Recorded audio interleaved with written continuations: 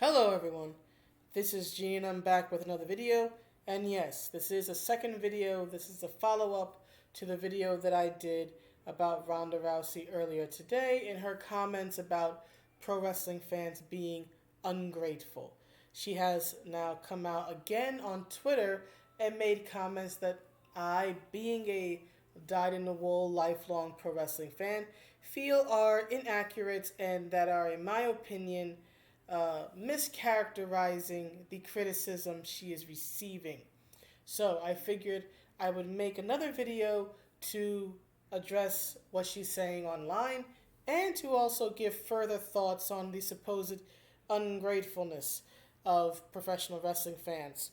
Now, I have seen some people float the idea online that perhaps this is a work for those who are not pro wrestling fans. What that means is that this is part of the show, that it's an act, that she's just trying to build up heat or negative attention, build up animosity for a heel run or a bad guy run. I personally don't believe that's the case.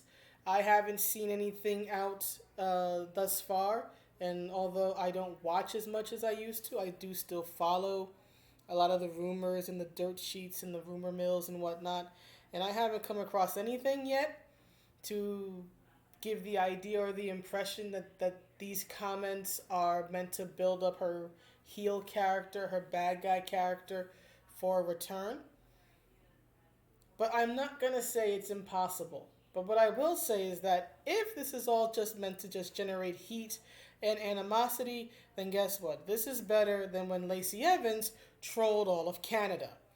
But anyway, here's what Miss Rousey said online fairly recently, maybe a few hours ago. She said this: anyone who is outraged by me calling pro wrestling fake fights for fun has never been in a real fight. While you all are tiptoeing around bruising some pro wrestlers' huge soft egos, no one is thinking about all the real fighters you're insulting when pretending pro wrestling is somehow on the same level of realism. Yes, I understand wrestling 300 days a year for years on end is incredibly tough on the body and a difficult profession, but do you know what would happen if you got in 300 real fights a year? You would be dead. Well, here's the thing that I'd like to address. I want to take some certain parts here and address them. She says that anyone who is outraged by her calling pro wrestling fake fighting for fun has never been in a real fight. First of all, every pro wrestling fan has heard this very flat argument. Pro wrestling fans, especially in today's world, know that pro wrestling is fake and that it is fake fights for fun. What pro wrestling fans don't like is when people say this acting as if professional wrestlers don't get hurt. Is it hyper exaggerated, goofy stunt fighting? Yes. Do people actually get hurt?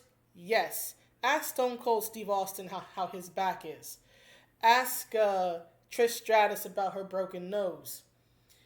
Ask Victoria about her broken fingers. Ask Lita about her broken neck and her busted knee. Ask Shawn Michaels about his busted back. Ask Edge about his neck. Ask Randy Orton about his shoulders. Ask Becky Lynch about her nose when Nia Jax legitimately hit her in the face and busted her nose and her clavicle and many other parts of her face.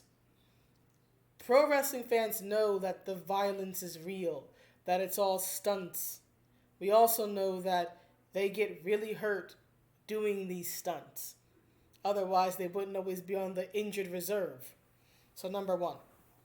Number two, unless she knows the personal fight history of every professional wrestling fan, she has no idea what I, as a pro wrestling fan or any other person, has been through. She has no idea if anybody who's a pro wrestling fan has been in a real fight. And of course, when she says a real fight, what she's talking about is MMA. Well, here's the thing. Rhonda.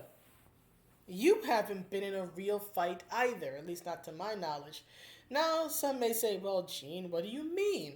She was a UFC fighter. They're really hurting each other in the UFC. And yes, that is true. But the UFC is still stunt fighting. It's done principally for entertainment. In most cases, they're not actually trying to kill each other. Remember, these fights are happening in front of a crowd. They have a referee to restrain people, drag them off, and to protect the downed party if anything goes haywire. They have medical staff to check on the fighters after the fight. Many fighters afterward go to the hospital to be further checked up, right? They have cornermen, they have all these different types of people and medical personnel there to mitigate the risk of serious harm and death. Is it the same? Is UFC and other types of sport fighting the same as the stunt fighting done in pro wrestling? No. But is it a real fight? No. Because a real fight has no refs, no rules, and usually no witnesses. In a real fight, someone's usually trying to seriously harm you or potentially kill you. And to my knowledge, Ronda Rousey has never been in a literal fight for her life. So she hasn't been in a real fight either. And she wants to talk about huge soft egos. I think she should look in a mirror. She's the one who left the UFC after losing two fights. When her entire UFC career, and I think even prior to the UFC, when she was in Strikeforce and whatnot, undefeated. She loses twice to two people who were always going to be better strikers, better punchers and kickers than she was, and she runs for the hills.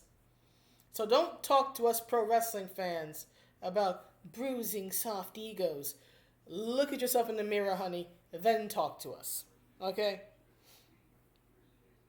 And yes, wrestling for 300 days a year, for years and years on end, is incredibly tough on the body. She is right. And yet, the most dedicated of pro wrestlers have done this year in and year out for usually 20 years. Hell, some of them, like Hulk Hogan and Ric Flair, it is literally all they know, and they can't stop. Rhonda, you were hardly in the business for a year. And to my knowledge, you didn't go to wrestling school the way other people do. You might have went to NXT, done some training, but you didn't have to go and pay money out of your own pocket to be formally trained in a school, right? Like many people who actually come up through the independents and don't have the booster of having been well known in a previous sport like you did. Because see, there's this thing called the ladder of success. And most professional wrestlers who don't come in with famous last names or with famous backgrounds in other sports have to climb it. So please, stop talking about how, or rather giving the impression that you somehow know what it's like to be a long-term, long-lived pro wrestler. No, you don't. But did you know that what would happen if you got into 300 real fights a year? You would be dead. And honey, God forbid you ever get into a real fight yourself, because you would get seriously hurt. I'm just saying. I don't wish violence on her, but I'm just saying. If she got into a real fight, right, into a situation she could not control, she'd be in serious trouble. Because every instance of fighting, at least to my knowledge of Ronda Rousey's life that she's encountered, whether it was the Olympics, in judo, whether it was MMA, or whether it was pro wrestling, is a controlled environment. Knowing how to fight in the ring, in front of a crowd, is very different than knowing how to fight in the street for your life. So stop fronting. So there's that. And then there's Shayna Baszler, right? There's Shayna Baszler here.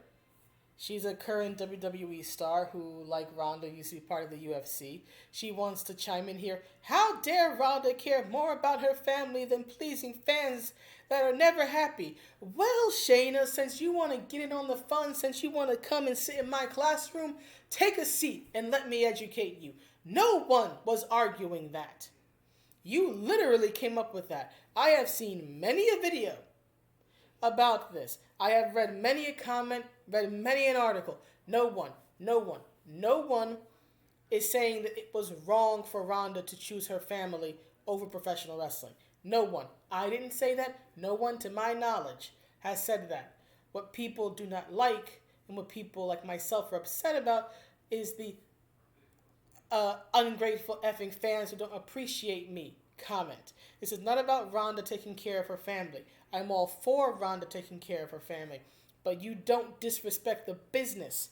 As these people down here said, one person saying, no one is saying that. What we did say is, how dare she call your industry fake when talent is working 52 weeks a year and putting their bodies on the line. And then another person underneath that comment says, right, totally a different conversation. She should delete this. I agree, because you're making a fool of yourself, Shayna. Especially when you were literally just at WrestleMania, going up against Becky Lynch a few weeks ago. I understand that she wants to come in and defend her friend because they were in the UFC. I don't know in the same time, but they were both in the UFC. They were both in WWE. I get it. But you are missing the forest for the trees. Listen to what people are saying before you jump in and make a fool of yourself. Now get out of my classroom. Now, since Ronda Rousey wants to talk about kayfabe, calling herself the kayfabe killer, #kayfabe killer, let's talk about kayfabe, right? For those who may not know, kayfabe is an old carny term. It's an old carnival term, which is pretty much used for the suspension of disbelief in professional wrestling, right? Keeping the illusion that the heels and the faces don't get along alive. Here's the thing. As I said earlier, most pro wrestling fans, especially today with social media and the internet, know that kayfabe isn't real, know that the talent don't actually hate each other in most instances. We understand it's an act. Kayfabe, especially in major promotions like WWE, does not exist anymore. We've been known this for at least 30 years. But if you didn't know it back in 1990, you certainly learned about it in 1996, where these four men here, Shawn Michaels, Paul Levesque, known as Triple H, Scott Hall, known as Razor Ramon, and Kevin Nash, known as Big Daddy Cool Diesel. It was the 1990s. It was a name. It worked.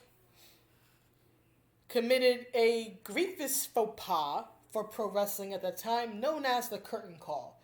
To summarize this, what basically happened is this.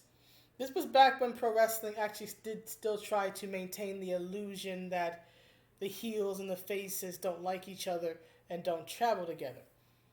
Just one problem. These four men were and still are very close friends in the back.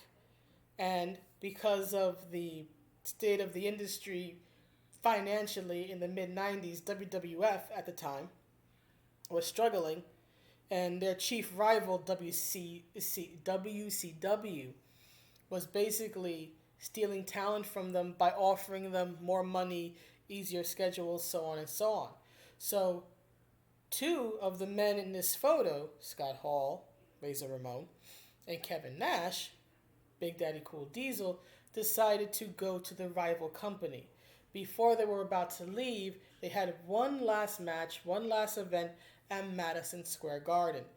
So after the show officially ended, they all came out, hugged it out, said their goodbyes. This was a faux pas because, one, it happened at a house show. Two, it was filmed.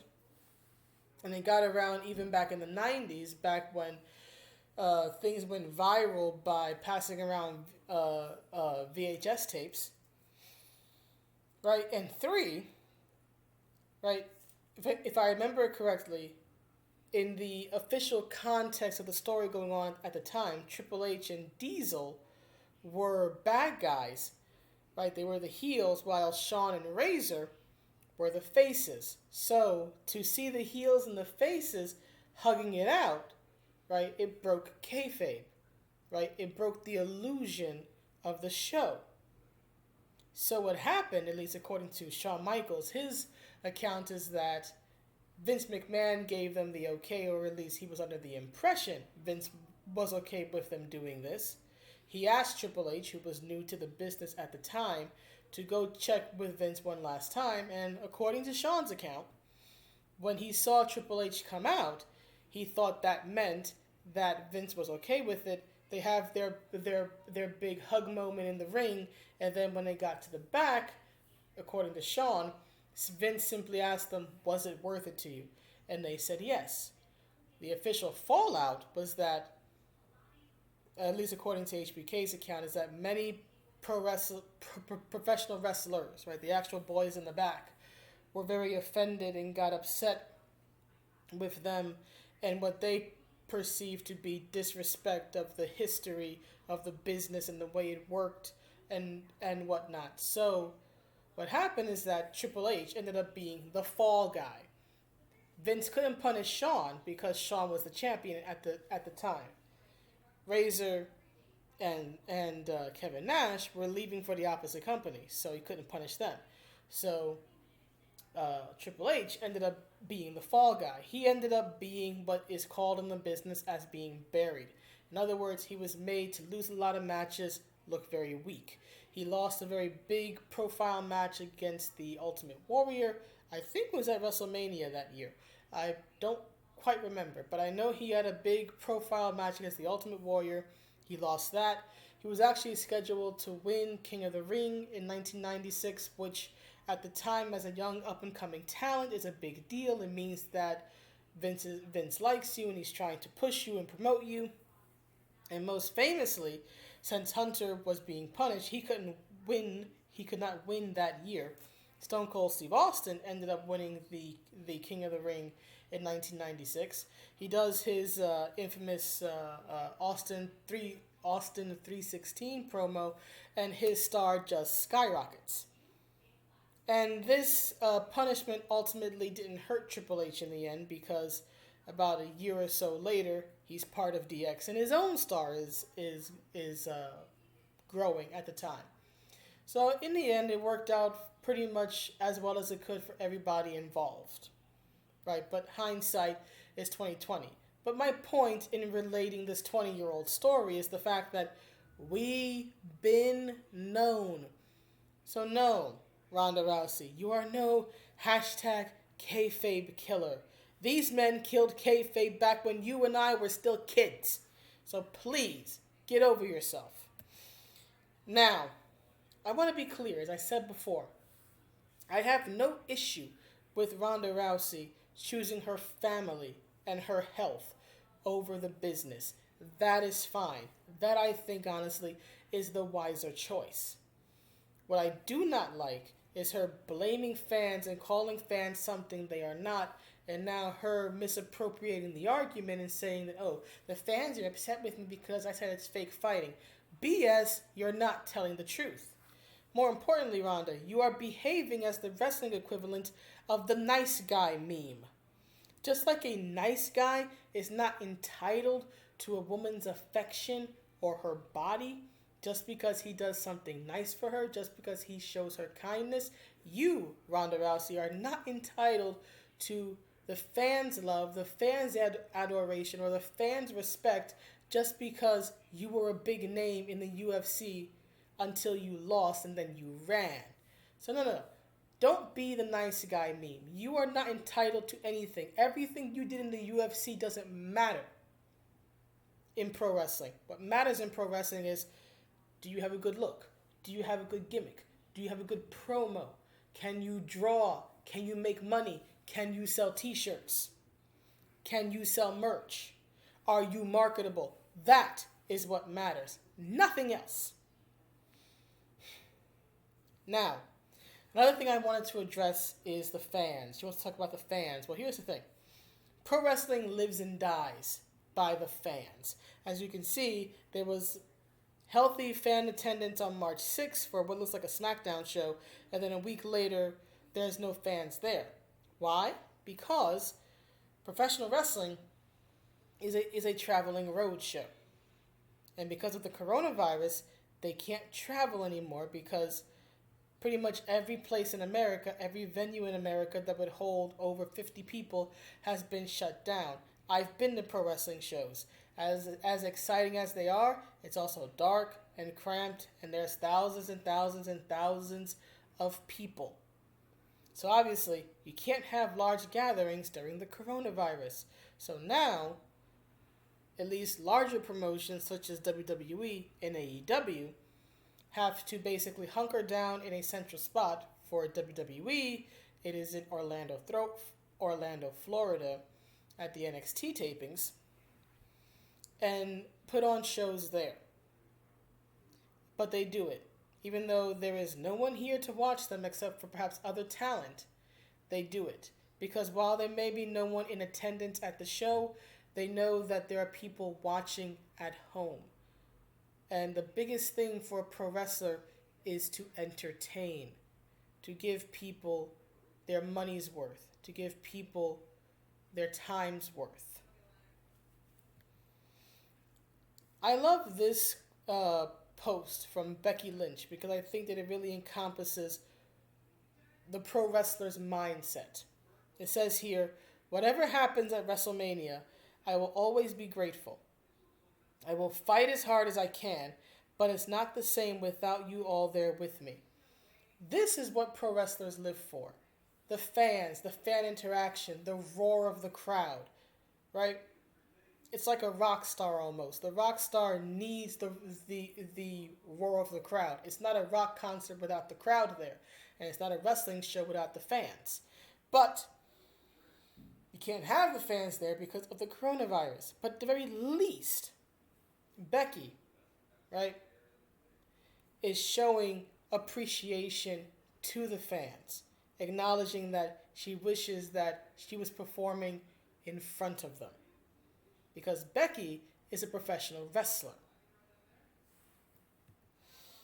Now, I want to go off topic for a second and address something that was said to me in my other video about ungratefulness and fans complaining about booking.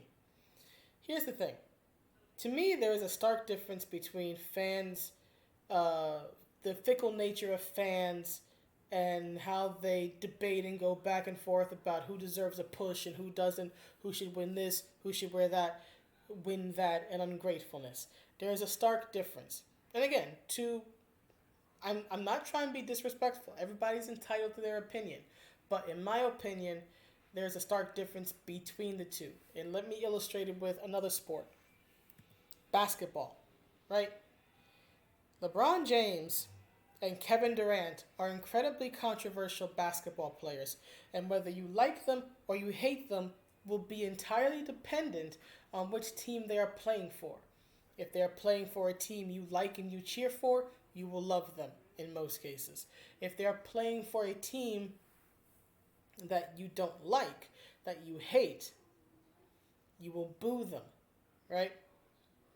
They have garnered and courted and flirted with a lot of controversy because of the decisions they have made regarding their career, going to different teams and upsetting some fans and making others happy with their choices. This is called the business side of basketball, right? But while fans may say, make fun of LeBron, or call KD a cupcake because he joined the Golden State Warriors for a few years, right? Most basketball fans, even if they don't like the teams that these players play on, have respect for their talent. And if, God forbid, they got seriously injured or had to retire, or if they died, they would get the Kobe treatment, meaning that all grievances, all issues would be forgotten. And what would be remembered was their contributions to the sport and to their teams as players. when someone dies, right, whatever grievances and issues you have with whatever choices they made, die with them. Okay, most sports fans are not debating whether or not Kobe should have done this or done that. Should he have passed the ball more? Could he have won more championships if him and Shaq hadn't broke up? None of that matters anymore because he's gone. Because out of respect for him as a player, we look at his accomplishments and we remember his legacy. And I have no doubt that if anything happened to KD or LeBron, fans would act the same way. Debating, who goes where or who does what is just part of sports. Just because a fan is upset, for example, that Charlotte again won at WrestleMania. This is getting annoying now, honestly, it is. But fans being upset that she once again won at WrestleMania, right, is not the same as being ungrateful for what she does and what she has done in the business. You can respect her work. You can respect her career. You can respect the sacrifices she as a person makes to do this job and to live this dream, and still think it's totally unfair that she went over Rhea Ripley.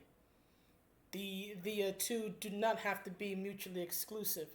Not liking the booking of a match, not liking who wins the match and disagreeing with it is not the same as not having appreciation for what the performer does. I just wanted to address that. Now, if fans were so ungrateful, as Ronda Rousey likes to say, if we were so effing ungrateful, then fans would not have cried their hearts and their eyes out when Owen Hart passed away. We wouldn't have cried our eyes out when Eddie Guerrero passed away. We wouldn't have cried our eyes out when Chris Benoit passed away before we learned the truth about how he died. For those who may not know, Chris Benoit died in a murder-suicide. He killed himself, his wife, and I think his son, if I remember the story correctly. It was initially believed when the story first broke that someone had broken into his house and that he had basically died fighting, which is why there was the tribute show. Usually what happens is that when a big name performer dies, especially if they die suddenly, WWE, the next episode of typically Raw, will be dedicated to that person's memory. They did it for Owen, they did it for Eddie, and they did it for Chris. It then came out, I think a day or two after that show aired, that the police were considering it a murder-suicide. Right, but up until that point, until we knew different, we believed Chris Benoit died a hero, and we mourned him as such. If fans were so damned ungrateful, then why did they campaign for years? Why did they shout via the internet for years for Chyna to be inducted into the WWE Hall of Fame, which she finally was as a member of D-Generation X? She died in 2016? She was only inducted last year. Why did fans, if we are so ungrateful, why did fans for 3 years talk about how Chyna should be inducted? Personally, I hope that in time Chyna will be inducted again, but as a single star because she deserves it. DX got her career started, but her career continued as her own woman. And I think she deserves that acknowledgement as part of a group and as a single star. But my point remains, if we are just so ungrateful, why do we mourn? Why do we cry our eyes out? Why do we advocate so hard for these pro wrestlers to get their just due, especially after they die, if we are just so damned ungrateful? Here's the thing. Pro wrestling fans will always have, and pro wrestlers, I should say, will always have a love-hate relationship with the fans. but it's always, always, always with love, right? The fans will boo when you tick them off, when you're the heel, and they will cheer when you're the face. It's the interchange, it's the interaction, right? Professional wrestling is one of the few live events where you really get to interact with the performers in the ring, right? That's one of the things that makes it so unique. And as guys like John Cena and guys like Kurt Angle, whose picture is shown here, they will tell you that, yeah, the fans will boo you, but they will also cheer for you and support you in your darkest moments, because again, it's all love, believe it or not, right? Even though pro wrestling fans will chant, "You suck, you suck," at Kurt Angle, every time his music hits, we always do it with a joy in our voice, because in the end, we are there to enjoy the show, and he is there to entertain us. It's understood that everyone's here to hopefully have a good time. And yes, part of that good time is playfully teasing Kurt Angle when he comes to the ring. Now, if Ronda Rousey can't handle that, if Ronda Rousey cannot handle the physical or mental rigors of the business, if she can't handle being booed, then honestly, I think that she should go back to her old profession. Oh, wait. But anyway, that's the video. I'm hoping it'll be the last video. I don't want to become a Ronda hate channel, but I'm not going to sit here and stay quiet when someone who is, in my opinion, very entitled starts mouthing off about a bunch of people she doesn't know, myself included. As the saying goes, if you can't take the heat, get out the wrestling ring. But anyway, that's the vid. I will see you all in the next one. Have a good day or night. Be happy, be healthy, be safe, stay inside, wash your hands, and I'll see you around. Bye.